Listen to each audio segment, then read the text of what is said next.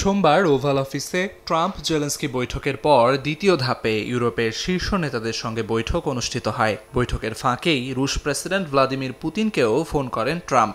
এ সময় উপস্থিত ছিলেন জার্মান চ্যান্সেলর ফ্রেডরিক মার্শ, ফরাসি প্রেসিডেন্ট ইমানুয়েল ম্যাখো, ব্রিটিশ প্রধানমন্ত্রী কিয়ার স্টারমার সহ ইউরোপীয় শীর্ষ 7 নেতা। শুরুতেই ট্রাম্পের সঙ্গে সোমবারের এই বৈঠককেই এখন পর্যন্ত সেরা বলে আখ্যা দেন জেলেন্সকি। জানান, নিরাপত্তা নিশ্চয়তা নিশ্চিত করাই ছিল এই বৈঠকের মূল লক্ষ্য।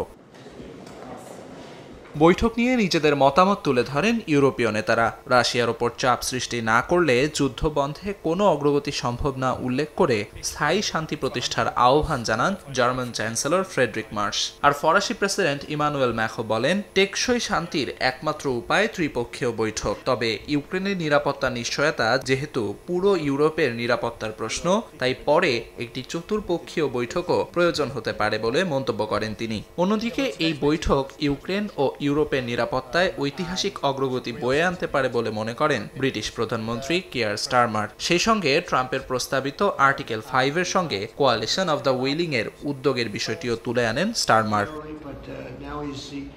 এদিকে ট্রাম্প ইউক্রেনকে নিরাপত্তা নিশ্চয়তা দেওয়ার যে ইঙ্গিত দিয়েছেন, সেটি যুদ্ধবন্ধের পথে বড় এক অগ্রগতি বলে মন্তব্য করেছেন ন্যাটো মহাসচিব মার্ক রুটে।